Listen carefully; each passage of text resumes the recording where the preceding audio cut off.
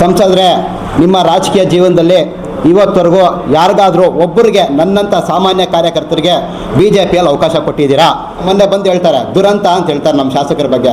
ಸ್ವಾಮಿ, ದುರಂತಗಳ ಕೇಂದ್ರ ಬಿಂದುನೇ ನೀವು ಅನರ್ಹರಾದ್ರಿ. ಅವತ್ತು ವಿಧಾನಸೌಧದಲ್ಲಿ ಚಿಕ್ಕಬಳ್ಳಾಪುರ ವಿಧಾನಸಭಾ ಕ್ಷೇತ್ರದ ಮರ್ಯಾದೆನ 3 ಕಾಸಿಗೆ ತೆಗೆದು ಅಲ್ಲೆಲ್ಲ ಹಾಳು ಮಾಡಿಕ್ಕಿದ್ರಿ ನಮ್ಮ ಕ್ಷೇತ್ರದ ಮರ್ಯಾದೆನ. ಅವ್ರ ಮನ್ಸಿಗೆ ನೆಮ್ಮದಿ ಬರಬೇಕಂದ್ರೆ ನಮ್ಮ ಶಾಸಕರನ್ನ ಜ್ಞಾಪಿಸ್ಕೋಬೇಕು. ಇಲ್ಲ ಅಂದರೆ ಮನ್ಸಿಗೆ ನೆಮ್ಮದಿ ಬರಲ್ಲ, ಹೊಟ್ಟೆ ಊಟ ಸೇರಲ್ಲ, ನಿದ್ದೆ ಬರಲ್ಲ. ಇವರು ಏಸಾಕೋಟೆಕ್ ವತಿಯಿಂದ ಚಿಕ್ಕಬಳ್ಳಾಪುರ ಜನತೆಗಾಗಿ ಯುಗಾದಿ ಮತ್ತು ರಂಜಾನ್ ಹಬ್ಬದ ಪ್ರಯುಕ್ತ ವಿಶೇಷ ಆಫರ್ ಅನ್ನು ತಂದಿದ್ದೀವಿ. ಇಷ್ಟು ದಿನ ನಾವು 5,500ಕ್ಕೆ ಏಸಾಕೋಟೆಕ್ ಅಲ್ಲಿ ವಾಟರ್ ಪ್ಯೂರಿಫೈಯರ್ ಲಭ್ಯ ಇದೆ ಅಂತ ಹೇಳ್ತಾ ಇದ್ವಿ. ಇವಾಗ ಯುಗಾದಿ ಮತ್ತು ರಂಜಾನ್ ಹಬ್ಬದ ಪ್ರಯುಕ್ತ ಖಾಲಿ 5,000 ರೂಪಾಯಿಗೆ ವಾಟರ್ ಪ್ಯೂರಿಫೈಯರ್ ಲಭ್ಯ ಇದೆ.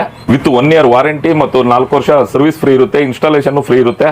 ನಮ್ಮ store location BB road, Canara bank opposite, Ambur dum biryani ಪಕ್ಕದಲ್ಲಿ 2ನೇ ಅಂಗಡಿ. ಕ್ವಾಲಿಟಿ ಮತ್ತು ಶುದ್ಧ ಕುಡಿಯುವ ನೀರಿಗಾಗಿ ಒಮ್ಮೆ ಏಸಾಕೋಟೆಕ್ಗೆ ವಿಸಿಟ್ ಕೊಡಿ. ನಮಸ್ಕಾರ, ನಾನು ಹಮೀಮ್, ಚಿಕ್ಕಬಳ್ಳಾಪುರ ನಗರಾಭಿವೃದ್ಧಿ ಪ್ರಾಧಿಕಾರದ ಸದಸ್ಯ ಮಾತಾಡ್ತೇನೆ.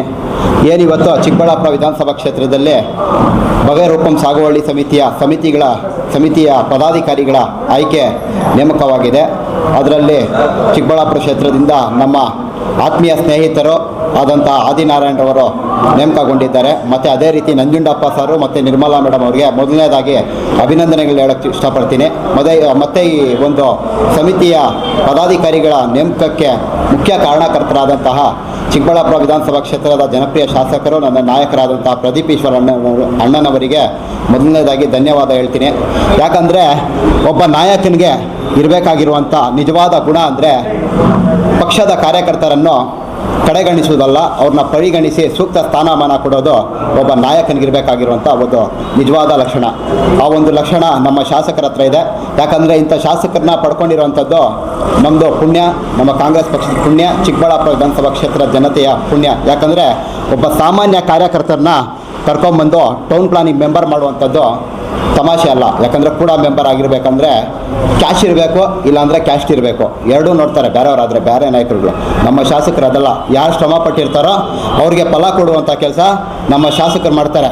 ಇವತ್ತು ಸಂಸದರು ಕೇಳೋಕ್ಕೆ ಇಷ್ಟಪಡ್ತೀನಿ, ಸಂಸದರೆ, ನಿಮ್ಮ ರಾಜಕೀಯ ಜೀವನದಲ್ಲಿ ಇವತ್ತವರೆಗೂ ಯಾರಿಗಾದರೂ ಒಬ್ಬರಿಗೆ ನನ್ನಂಥ ಸಾಮಾನ್ಯ ಕಾರ್ಯಕರ್ತರಿಗೆ BJPಯಲ್ಲಿ ಅವಕಾಶ ಕೊಟ್ಟಿದ್ದೀರಾ? ದಯವಿಟ್ಟು ಹೇಳಿ. ಮಾತೆತ್ತಿದ್ರೆ ಬರ್ತೀರಾ, ಟೀಕೆ ಮಾಡೋದು. ಯಾಕಂದರೆ ಈ ಕೆಲವರು ಇವಾಗ ನನಗೆ ಮನ್ಸಿಗೆ ನೆಮ್ಮದಿ ಬರಬೇಕಂದ್ರೆ ನಾನು ಮಸೀದಿಗೆ ಹೋಗಬೇಕು. ಇನ್ನು ನಮ್ಮ ಆದಿಯವರಿದ್ದಾರೆ, ಅವ್ರು ಹೇಳ್ತಾ ಇರ್ತಾರೆ ಅವಾಗ ನನ್ನ ಮನ್ಸಿಗೆ ನೆಮ್ಮದಿ ಬರಬೇಕಂದ್ರೆ ನಾನು ದೇವಸ್ಥಾನಕ್ಕೆ ಹೋಗ್ಬೇಕು ಬೈ, ಅವಾಗೇ ನೆಮ್ಮದಿ ಬರೋದಂತ. ಈ ಸಂಸದರಿಗೆ ಅವ್ರ ಮನ್ಸಿಗೆ ನೆಮ್ಮದಿ ಬರಬೇಕಂದ್ರೆ ನಮ್ಮ ಶಾಸಕರನ್ನ ಜ್ಞಾಪಿಸ್ಕೋಬೇಕು. ಇಲ್ಲ ಅಂದರೆ ಮನ್ಸಿಗೆ ನೆಮ್ಮದಿ ಬರಲ್ಲ, ಹೊಟ್ಟೆಗೆ ಊಟ ಸೇರಲ್ಲ, ನಿದ್ದೆ ಬರೋಲ್ಲ. ಇವರ ಇದೇ ಟೀಕೆ ಮಾಡುವಂಥದ್ದು ಇದೆ. ಮೊನ್ನೆ ಬಂದು ಹೇಳ್ತಾರೆ ದುರಂತ ಅಂತ ಹೇಳ್ತಾರೆ ನಮ್ಮ ಶಾಸಕರ ಬಗ್ಗೆ. ಸ್ವಾಮಿ, ದುರಂತಗಳ ಕೇಂದ್ರ ಬಿಂದುನೇ ನೀವು. ಯಾಕಂದರೆ ನೀವು ಬಂದ್ರಿ, ಮಿನಿಸ್ಟರ್ ಆದ್ರಿ, ಕೊರೋನಾ ಬಂತು, ಅದಕ್ಕಿಂತ ದೊಡ್ಡ ದುರಂತ ಆಯ್ತಾ? ನೀವು ಬಂದ್ರಿ, ಜನ ಆದಿ ಬೀದಿಯಲ್ಲಿ ಬಿದ್ದು ಸತ್ತೋದ್ರು, ಆಸ್ಪತ್ರೆಗಳಲ್ಲಿ ಜಾಗ ಸಿಗದೆ, ಅದಕ್ಕಿಂತ ದೊಡ್ಡ ದುರಂತ ಇನ್ನೊಂದಿದೆಯಾ ಹೇಳಿ? ನೀವು ಬಂದ್ರಿ, ಮಾಸ್ಕು, ನಿಮ್ಮ ಪಕ್ಷದ ಶಾಸಕರೇ ಅವಾಗ ಹೇಳ್ತಾ ಇದ್ರು ಯತ್ನಾಳವರು, ಮಾಸ್ಕ್ ಮತ್ತು ಕೊರೋನಾದಲ್ಲಿ ಬ್ರಹ್ಮಾಂಡ ಭ್ರಷ್ಟಾಚಾರ ಅಂತ. ಅದಕ್ಕಿಂತ ದೊಡ್ಡ ದುರಂತ ಇದೆಯಾ? ನೀವು ಬಂದು ಚಿಕ್ಕಬಳ್ಳಾಪುರ ಇತಿಹಾಸದಲ್ಲೇ ಇವತ್ತವರೆಗೂ ಯಾವ ಶಾಸಕರು ಕೂಡ ಅನರ್ಹರಾಗಿರಲಿಲ್ಲ. ನೀವು ಅನರ್ಹರಾದ್ರಿ. ಅವತ್ತು ವಿಧಾನಸೌಧದಲ್ಲಿ ಚಿಕ್ಕಬಳ್ಳಾಪುರ ವಿಧಾನಸಭಾ ಕ್ಷೇತ್ರದ ಮರ್ಯಾದೆನ 3 ಕಾಸಿಗೆ ತೆಗೆದು ಅಲ್ಲೆಲ್ಲ ಹಾಳು ಮಾಡಿಕ್ಕಿದ್ರಿ ನಮ್ಮ ಕ್ಷೇತ್ರದ ಮರ್ಯಾದೆನ. ಇವತ್ತು ನಿಮ್ಮದೇ 101 ಇಕ್ಕೊಂಡು ಬಂದು ನಮ್ಮ ಶಾಸಕರ ಬಗ್ಗೆ ಮಾತಾಡ್ತೀರಾ.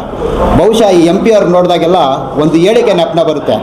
ಈ ನರೇಂದ್ರ ಮೋದಿಯವರು ಪ್ರಧಾನಮಂತ್ರಿ ಆಗದಿರೋ ಮುಂಚೆ ಒಂದು ಹೇಳಿಕೆ ಹೇಳ್ತಾಯಿದ್ರು BJPಯವರು.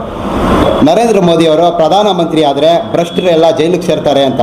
ಆಮೇಲೆ ಈ ನಮ್ಮ ಸಂಸದರು ನೋಡಿದಾಗ ಅವಾಗ ನೆಪನ ಬರುತ್ತೆ, ಭ್ರಷ್ಟರೆಲ್ಲ BJPಗೆ ಸೇರ್ತಾರೆ ಅಂತ. ಅದರಿಂದಾಗಿ ಮುಂದಿನ ದಿನಗಳಲ್ಲಿ ಕಾಂಗ್ರೆಸ್ ಪಕ್ಷದ ಬಗ್ಗೆ ಮಾತಾಡಬೇಕಾದ್ರೆ ಸಂಸದರೇ ನಾಲಿಗೆ ಹಿಡಿತದಲ್ಲಿ ಇಟ್ಕೊಂಡು ಮಾತಾಡಿ. ಯಾಕಂದರೆ ನಿಮ್ಮ ಈ ರಾಜಕೀಯ ಜೀವನ ಕಾಂಗ್ರೆಸ್ ಪಕ್ಷದ ಭಿಕ್ಷೆ. ನೀವು ಬಂದಾಗ B ಫಾರಂ ಕೊಟ್ಟು ನಿಮ್ಮನ್ನ MLA ಮಾಡಿ ಅನುದಾನ ಕೊಟ್ಟಿದ್ದಕ್ಕೆ ಇವತ್ತು ನೀವು ರಾಜಕೀಯವಾಗಿ ಬೆಳೆದಿರೋಂಥದ್ದು. ನೀವು ಬೆಳಗ್ಗೆ ಎದ್ದರೆ ಮಾನ್ಯ ಮುಖ್ಯಮಂತ್ರಿಗಳ ಫೋಟೋ ಮತ್ತು ಕಾಂಗ್ರೆಸ್ ಪಕ್ಷದ ಫೋಟೋ ಇಟ್ಕೊಂಡು ಅವರ ಮುಖ್ಯಮಂತ್ರಿಗಳ ಪಾದಕ್ಕೆ ನಮಸ್ಕಾರ ಹಾಕೋಬರ್ಬೇಕು. ಯಾಕಂದರೆ ಅವತ್ತು ಸಿದ್ದರಾಮಯ್ಯನವ್ರು ಇಲ್ಲದೇ ಇದ್ದಿದ್ರೆ ನಿಮಗೆ B ಫಾರಮ್ಮು ಸಿಗ್ತಾ ಇರಲಿಲ್ಲ, ನೀವು ಇವತ್ತು ರಾಜಕೀಯದಲ್ಲೂ ಇರ್ತಾ ಇರಲಿಲ್ಲ, ನೀವು ಫಾರಿನ್ನಲ್ಲೋ ಅಥವಾ ಶ್ರೀಲಂಕಾದಲ್ಲೋ ಇರಬೇಕಾಗಿತ್ತು.